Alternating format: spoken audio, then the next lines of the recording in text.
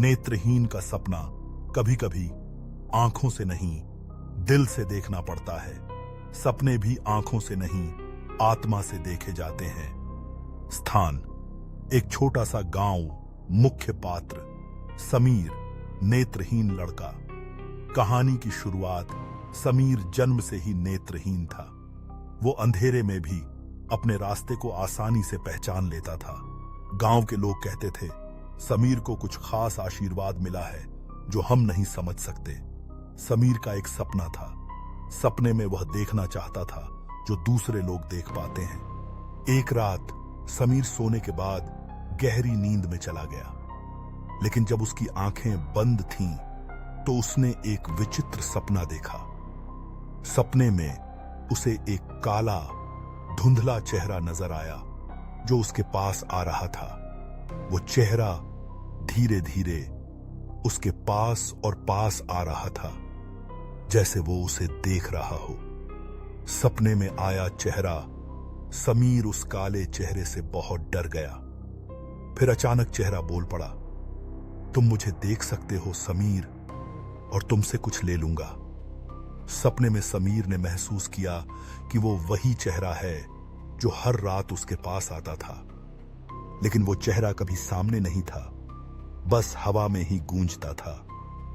लेकिन अब उसे महसूस हुआ, वो चेहरा सपना नहीं था, बल्कि वो उसका भविष्य था। वास्तविकता की शुरुआत: अगली सुबह जब समीर जागा, तो उसका दिल बुरी तरह धड़क रहा था।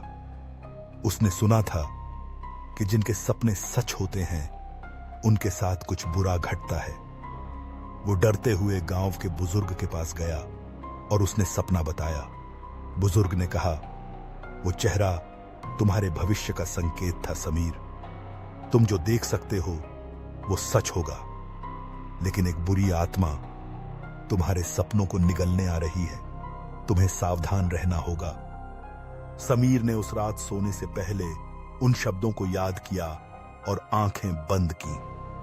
लेकिन जब उसने फिर से वही काला चेहरा देखा, तो उसका डर बढ़ गया। यह वही चेहरा था जो धीरे धीरे उसकी आंखों के सामने आ रहा था, और उसके चेहरे पर मुस्कान थी। अंतिम चेहरा: अगली सुबह समीर की आवाज सुनाई नहीं दी। गांव वाले भागकर उसके घर पहुंचे और देखा कि समीर का शरीर वही खड़ा था, लेकिन उसकी आंखें खाली थीं। उसकी आंखों की जगह बस एक गहरी काली परछाई भर गई थी। गांव वालों ने कहा, समीर ने अपनी आंखों से भविष्य देखा था, लेकिन जिस रात उसने देखा, वो आत्मा उस सपने में उसे निगल गई।